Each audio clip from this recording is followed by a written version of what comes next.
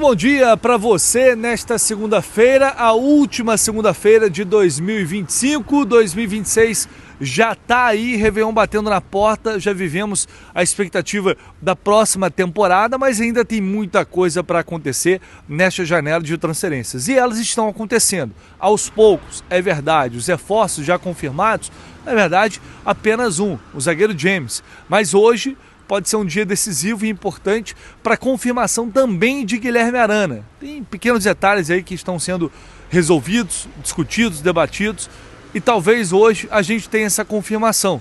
É bem provável, é uma situação que já está encaminhada já há alguns dias, como a gente vem relatando, mas o futebol, eu particularmente sempre tenho o pé atrás, porque as coisas mudam de uma hora para outra, clubes atravessam negociações, mas Arana tem tudo realmente para ser confirmado, quem sabe ainda hoje.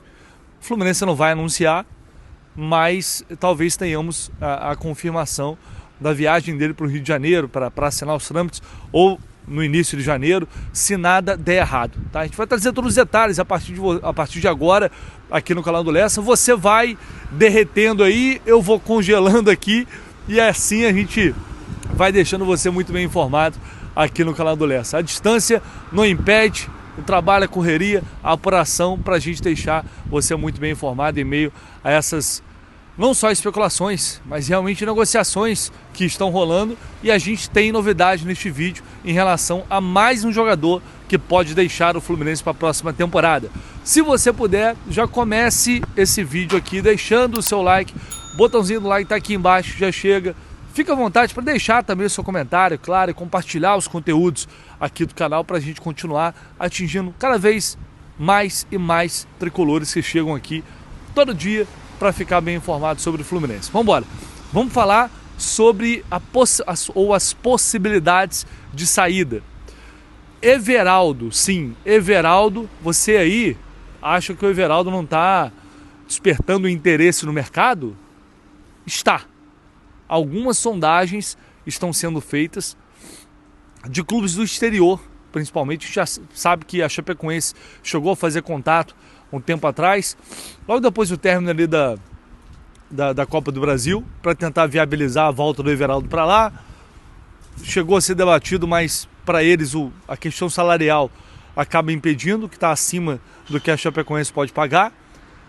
Teve outro clube brasileiro também fazendo sondagem e clubes do exterior, clubes do Japão, ou clube do Japão, isso eu não sei precisar qual clube exatamente é, porque eu vi mais de um e aí fica uma coisa muito imprecisa, mas é fato que está chegando ali, ou estão chegando alguns interesses por parte do Everaldo. E aí pode ser a oportunidade do Fluminense negociar esse jogador, que para mim não pode fazer parte dos planos para 2026.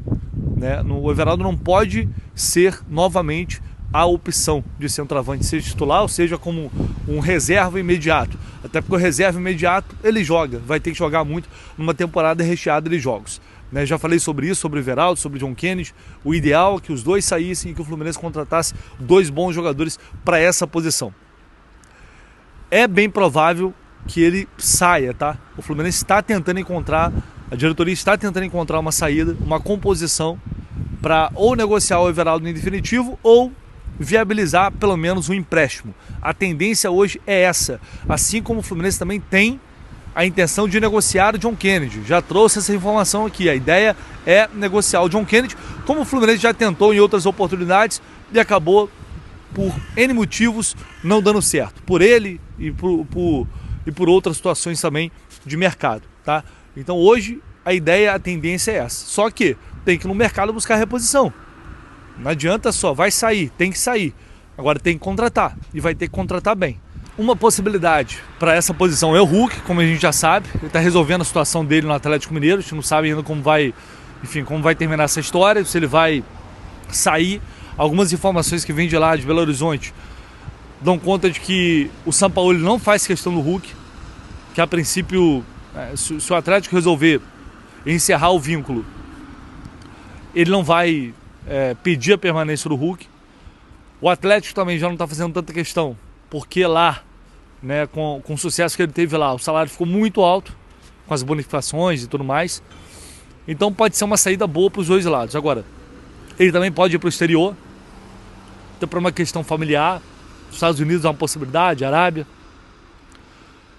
Mas cada vez mais internamente eles vão admitindo que, de repente, se surgir uma boa proposta do mercado aqui do Brasil, ele pode aceitar também.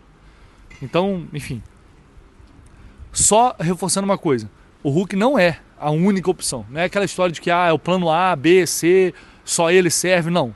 O Fluminense está analisando outros nomes, está falando, sondando o mercado, a não sei se já está em vias de fazer proposta. Isso eu não consigo afirmar, mas posso garantir que o Fluminense tem outros jogadores também como opção, porque sabe que essa situação do Hulk é uma situação incerta. E aí nada impede do Fluminense buscar 2 jogadores para o setor. É bem provável que a gente tenha essa semana alguma novidade em relação ao ataque, que é uma prioridade, além da zaga, né, que virou um problema e pode se tornar um problema ainda maior com a série do Freitas, porque vai ter que buscar mais um jogador. Enfim, falando de saídas, ainda pode surgir mais uma. Na verdade, tomara que surja mesmo. E eu não estou falando nem especificamente desse jogador que eu vou falar agora, que é o Lima, mas o Fluminense ainda precisa encher um pouco mais essa barca. A gente já vem falando sobre isso. Mas quem pode fazer parte dela agora, que era um dos nomes que a gente colocava ali como esse jogador negociável, se tiver proposta, acho que está na hora de sair. Se tiver proposta, tem que ir negociar e ir no mercado buscar uma boa peça de reposição, que é o Lima. Um jogador extremamente útil, na minha opinião. Foi útil em muitos momentos, mas que fez um ano de 2025 bem fraco, bem abaixo. Eu acho que isso não tem muito debate. Foi o pior ano do Lima desde que ele chegou ao Fluminense. Sei que tem muita gente que não gosta do jogador, sei que, né, é um cara que já foi criticado muitas vezes, e ainda assim ele seguia trabalhando, sempre respeitou a torcida, sempre respeitou muito o clube, sempre foi muito profissional. É obrigação, mas sempre foi justo. E por diversos momentos que o Fluminense precisou, ele estava lá para ajudar. Então é um cara que eu particularmente sou grato no sentido pela entrega que ele teve durante todo esse tempo. E agora surge o interesse do São Paulo.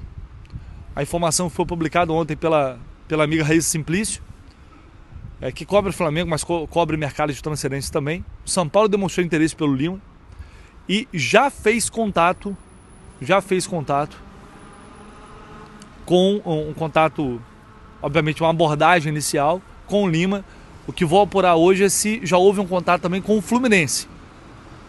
Isso ainda não sei, mas com o Lima já houve contato. E o que eu posso dizer é: o Lima deseja a transferência, quer sair, porque sabe que no Fluminense a tendência é não ter muito espaço, apesar do Zubeldia gostar dele, e no São Paulo ele teria uma possibilidade melhor de se firmar ali como titular. Também é um grande clube, enfim. Então o Lima, ele, se chegando a proposta e havendo um acordo com o Fluminense, ele vai aceitar. Ele é um dos que teve o contrato renovado e que, para mim, por exemplo, né, fazendo uma comparação aqui, entre Lima e Keno, fazia muito mais sentido, se tivesse que renovar alguém, renovar o contrato do Lima, porque é um cara mais jovem, mais útil, joga em várias posições do que do Keno, que é uma parada inexplicável. Então o Fluminense pode buscar uma compensação financeira por esse negócio junto ao São Paulo. Não acho que o Fluminense vai liberar o Lima de graça, particularmente não acho, tá? Ou uma troca com algum jogador, mas assim, pensando rapidamente, não vejo muitas opções ali no São Paulo que pudesse chegar, reforçar o Fluminense e falar, vale muito a pena, porque esse cara aqui é muito melhor que o Lima, tirando os jogadores, os melhores que tem ali do São Paulo, né? Mas é uma possibilidade que surge, Lima indo para o São Paulo na próxima temporada. Contatos já foram feitos e é bem possível que saia uma negociação daí. E você acha que o Fluminense deveria liberar o Lima, segurar porque é um jogador importante, útil? Quero ouvir a opinião de vocês, apesar de já imaginar qual vai ser a opinião da maioria, tá? Então a gente vai buscar mais informações sobre isso ao longo do dia para trazer aqui para vocês. E para a gente já caminhar aqui para o encerramento do vídeo, Cebolinha, caso Cebolinha, que ontem já falei sobre isso aqui, não tem nada definido sobre Cebolinha, nem que ele vai sair do Flamengo, nem que ele vai ficar, nem que o Fluminense vai realmente fazer proposta, ainda não tem nada resolvido. Mas ontem saiu a informação, foi publicada inicialmente pela ESPN, que o Flamengo ofereceu ao Cruzeiro. Primeiro, o Flamengo tem interesse de comprar o Caio Jorge do Cruzeiro. Ofereceu 30 milhões de euros pelo Caio Jorge. E uma das opções que o Flamengo deu seria pagar 22 milhões de euros e oferecer, e além disso, ceder o Cebolinha para o Cruzeiro, para completar os 30 milhões. O Cruzeiro não quis nem ouvir. O Pedrinho BH está pedindo 50 milhões de euros no Caio Jorge, tipo assim, meu amigo, não quero vender. Agora, se você quiser realmente muito comprar, então paga aí os 50 milhões que eu tiver. Basicamente foi isso. Mas por que eu estou falando sobre essa situação? Porque isso sinaliza que o Flamengo está avaliando o Cebolinha em 8 milhões de euros. Que era o que eu imaginava mais ou menos, tá? Entre 6 e 8 milhões de euros que o Flamengo iria pedir, principalmente aqui para o mercado interno.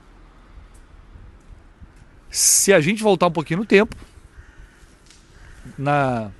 para essa temporada, o Fluminense queria pagar um valor bem parecido para o Rony. Então, para quem é a favor da vinda do Cebolinha, é um valor de mercado que eu acho que está dentro do que é da lógica no mercado, apesar de ser um jogador que teve dificuldade nas últimas temporadas por questões físicas, inclusive nessa, mesmo se recuperando ali no final. Para o exterior, não sei se eles vendem para esse valor não, mas aqui eles vão pedir isso. Para mim, um valor para o Cebolinha, 6 milhões de euros, 6, 7 milhões de euros no máximo. Só que eles estão cobrando, o Palmeiras acabou de pagar 6 milhões de Marlon Freitas. O Fluminense ia pagar 5 milhões de Marlon Freitas. O Cebolinha, querendo ou não, é um atacante. E é um atacante que tem muito mercado aqui no Brasil. Então o valor ele se justifica, né? Quem é contra não vai querer, vai achar muita grana para uma contratação que é incerta por questões físicas. Não exatamente por questões técnicas, mas por questões físicas. Então, enfim, se o Cebolinha não ficar no Flamengo e resolver sair e o Fluminense chegar para fazer proposta, a gente já tem mais ou menos uma ideia de quanto o Flamengo vai pedir para esse atleta. E provavelmente teremos também concorrência. Porque, como eu disse, é um cara que tem mercado aqui no Brasil. O Flamengo ofereceu o Cebolinha porque o Tite gosta muito dele, já trabalhou com ele no Flamengo, seleção brasileira. Mas aparentemente o Cruzeiro não vai fazer negócio pelo Caio Jorge. Tá? Então é mais um panorama, mais uma atualização aí de mercado que a gente vai buscando, trazendo as informações para vocês, e conforme a gente for tendo novidade ao longo do dia, você acompanha aqui no canal do Lessa as principais informações do Fluminense. Mais uma vez, deixe o seu like, se inscreva no canal, que a gente vai direto aqui de Berlim, na Alemanha, deixando você aí em qualquer lugar do Brasil e do mundo muito bem informado sobre o Flu. Valeu, galera, um abraço.